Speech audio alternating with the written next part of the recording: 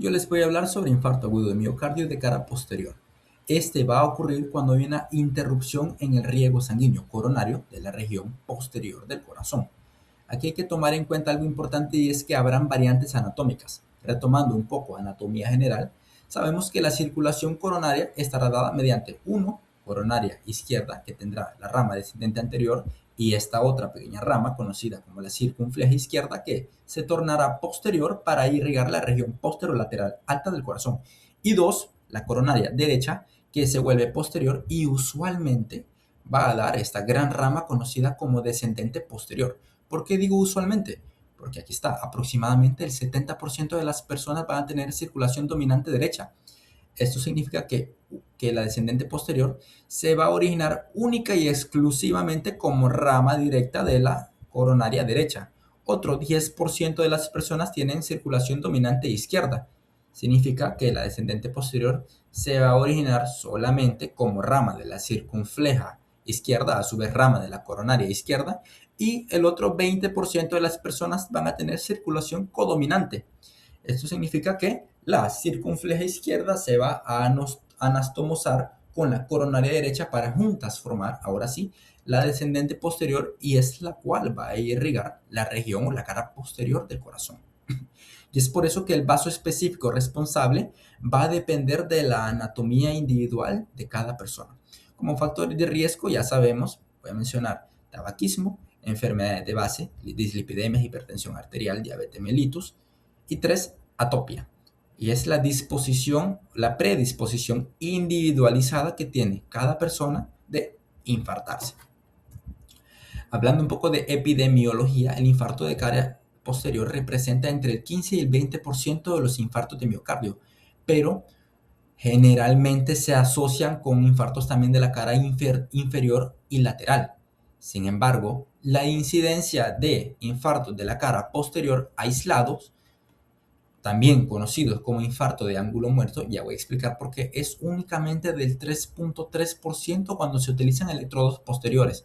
Y he aquí el gran problema de este tipo de infartos aislados, que en un electrocardiograma estándar de 12 derivaciones no se utilizan estas derivaciones sintetizadas que corresponden a B7, B8 y B9. Aquí podemos ver un pequeño esquema, corte transversal de las derivaciones precordiales. Vamos a ver que tanto de B1 a B6 solamente van a ver la cara anteroceptal y lateral del corazón, excluyendo por ende la cara posterior del mismo. Pero aquí vamos a mencionar algo importante, vamos a deducir algo importante, que lo que ocurra en la región o en la cara posterior va a ser el espejo de la cara que está en su contraparte. Por ende, va a ser el espejo de la cara anterior. Y es por eso que en un EKG estándar de 12 derivaciones solamente vamos a sospechar de un infarto posterior aislado cuando hayan anomalías en las derivaciones que ven la cara anterior del mismo, o sea, B1, B2, B3, con especial importancia en B2.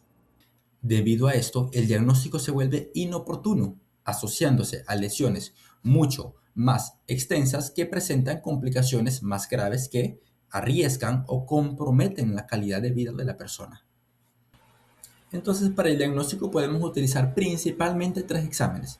El primero son las troponinas cardioespecíficas, las cuales sabemos por fisiología cardíaca que estas son proteínas encargadas de regular el sistema contráctil del corazón. Tenemos, como podemos ver en el esquema, principalmente dos, las troponinas T y las troponinas I. Valores normales de eso serían de la I, 16 y 26 nanogramos sobre litro en mujeres, hombres respectivamente, y de las troponinas T, 9 y 15.5 nanogramos sobre litro en mujeres y hombres respectivamente. Valores por encima del percentil 99 nos hace sospechar o nos indica cierto grado ya de lesión miocárdica, pero hay algo importante, que hay personas que normalmente tienen valores relativamente bajos de troponina. Por ende, al tener un infarto, al tener lesión miocárdica, estos aumentan, pero todavía se pueden encontrar por debajo del percentil 99. Y esta es una de las razones por las cuales los médicos este examen específicamente lo hacen de manera consecutiva y no solamente uno solo. Porque al hacerlo así, podemos detectar si estos niveles están aumentando con el tiempo, disminuyendo o manteniéndose constantes. Otro examen para el diagnóstico sería el ecocardiograma, cual de manera general nos ayuda a ver si hay alguna disfunción en la contractibilidad de algún segmento del corazón. Podemos ver, aquí nos dice alteraciones de la función diastólica, aquí un fenómeno llamado remodelación ventricular, donde una característica es el engrosamiento de las paredes cardíacas. Inicio de los síntomas clínicos de isquemia, generalmente angina, que es ese dolor de pecho retroesternal. Y por último, alteraciones electrocardiográficas. Hablando de electrocardiograma, vamos a tener que es la herramienta más importante para el diagnóstico correcto y, si se utiliza bien, oportuno de un infarto de miocardio de cara posterior. Ya lo mencioné. Como esta cara no se visualiza bien sobre un EKG estándar, entonces se deben de buscar cambios en espejo o recíprocos en las derivaciones que estén en la cara opuesta a la cara posterior, o sea, en la cara anterior. ¿Y qué derivaciones están en la cara anterior? B1, B2 principalmente y B3. Entonces, los criterios diagnósticos de infarto posterior sugieren cambios de B1 a B3. Por ejemplo, depresión horizontal del segmento ST, ondas R altas, aquí podemos ver mayores a 30 milisegundos, esto significa mayor a 3/4 de cuadrito pequeño y para términos o para fines prácticos mayor a un cuadrito pequeño. Aquí podemos ver que hasta pasa a los 7, 8. Ondas T verticales y onda R prominente con una relación RS mayor a 1 en, ya lo mencioné, principalmente B2. Entonces, ¿qué podemos ver aquí? En B2 hay una depresión del segmento ST, pero esto puede ser indicio de que al darle vuelta, o sea, la cara posterior, usando las derivaciones sintetizadas, va a haber ahora sí una elevación del segmento ST, la cual correspondería a cualquiera de las derivaciones posteriores, B7, B8 y B9. Entonces, ¿cómo confirmamos o cómo estamos seguros que hay un infarto de cara posterior? Aquí dice, este se confirma por la presencia de elevación del segmento ST y ondas Q en las derivaciones posteriores, llamadas también sintetizadas. ¿Cómo se colocan estas? Bueno, B7 se coloca en la línea axilar posterior izquierda a la misma altura que B6. B8 se coloca siempre del lado izquierdo en la punta de la escápula a la misma altura que B6 y B9 se coloca en la línea paraespinal siempre del lado izquierdo. Esto significa contiguo o al lado de los procesos posteriores o dorsales, en este caso de las vértebras torácicos, siempre a la misma altura que B6.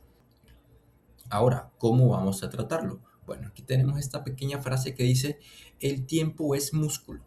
El objetivo principal va a ser reperfundir o restaurar el flujo sanguíneo lo antes posible mediante el proceso de reperfunción, porque hay que saber que el tipo de infarto miocardio más común es el tipo 1, el que se asocia con una previa placa aterosclerótica que posteriormente se fisuró o se rompió. Este trombo empezó a viajar por un vasito coronario y lo taponó. Entonces, el objetivo de la reperfusión es eso, llegar a la arteria que está obstruida y dilatarla mediante la inflación del balón y la colocación de un stent. Este proceso se le conoce como intervención coronaria percutánea. Esta terapia va de la mano con el uso de fibrinolíticos, ya sea como coadyuvante o como uso cuando la angioplastía no está disponible. Ahora, como terapia crónica, pues aquí dice, dejaremos estrategias antiplaquetarias, anticoagulantes, vasodilatadoras y de oxigenoterapia y modulación neurohormonal. Aquí quiero mencionar que la oxigenoterapia solamente se le va a dar a pacientes que tengan una saturación parcial de oxígeno menor al 90%, porque se ha demostrado que una oxigenación artificial en personas que no la tengan menor al 90% ha sido perjudicial y genera daño al miocardio temprano y se asocia con un mayor tamaño de infarto. Eso sería todo de mi parte. Muchas gracias.